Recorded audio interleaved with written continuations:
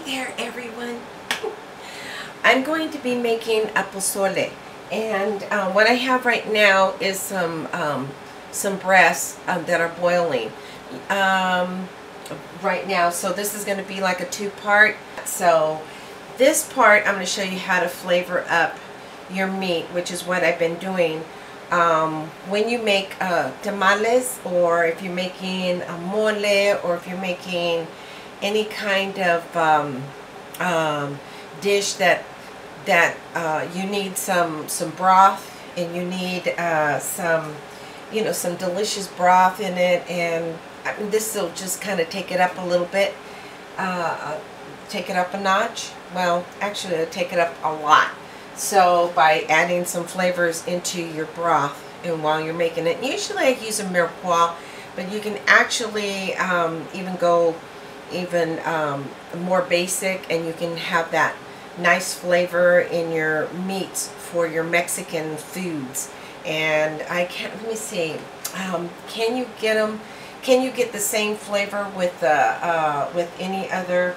I'm sure if, like, I would use this technique or this method for, like, if you're making enchiladas, if you're making tamales, like I said, if you're making tamales, if you're making mole, pipián, even pipián, if you're making Spanish rice, sopa, fideo. There's so many different dishes that you could use it, and I haven't shown this before, and this is just something that kind of came up, and I said, you know what, why not flavor the broth? And usually I'll use some stock, and but this is a really quick way to flavor up your meats and flavor up your broth. Okay, so what I have is some, I'll show you, get my little tongs.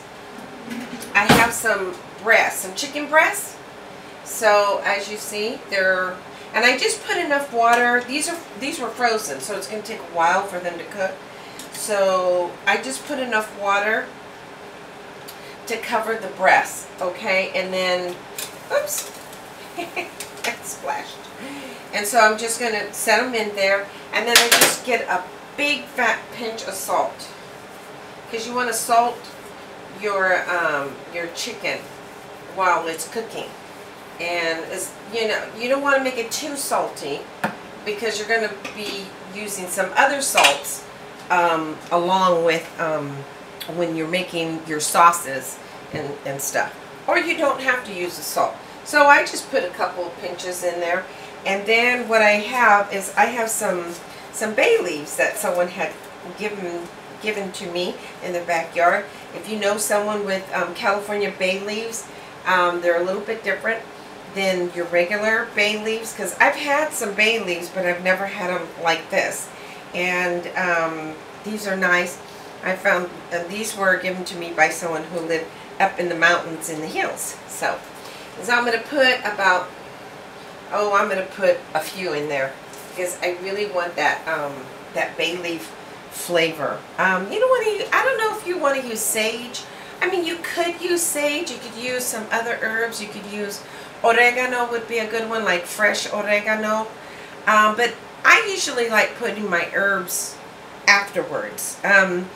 This is a leaf, so this is going to give it like some really good flavors. And if you have some epazote, oh my gosh, if you have epazote, that's a really good. You could also use the bay leaves for when you're cooking your beans, your frijoles de olla. So that's really good, and my friend was telling me about that. So I have a friend, he likes to cook as well, and he was telling me about that. So then I have a whole onion. I'm going to put a whole onion in there. You know, just kind of, it's just sliced up julienne style. Okay.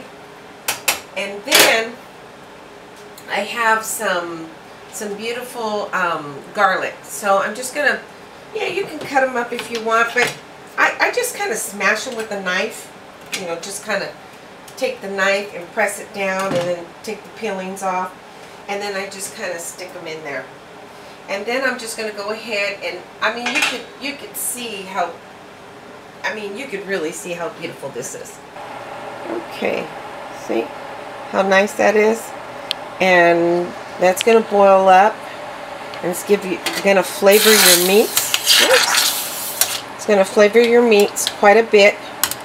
And then when I'm cooking it, I usually like to put the lid on it, but you don't have to put the lid on it, and just kind of let it on the side so it doesn't overflow, because it will overflow, and you gotta keep an eye on it.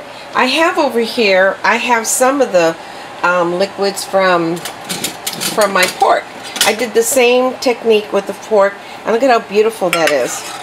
That's really nice. I think there's might be a little bit of I don't know where that redness comes from. It's either coming from the pork or I'm trying to think what else did I put in there. I probably dipped in the spoon in the picadillo juice, which is, this is a picadillo juice. Oops, that's pork picadillo juice, and that's leftover from the pork picadillo that I made. And you could use this as your enchilada sauce. It's a basic enchilada sauce. And it does have some enchilada sauce that I already had, and then I just doctored it up. And I added some of those nice spices. I'll show you that later.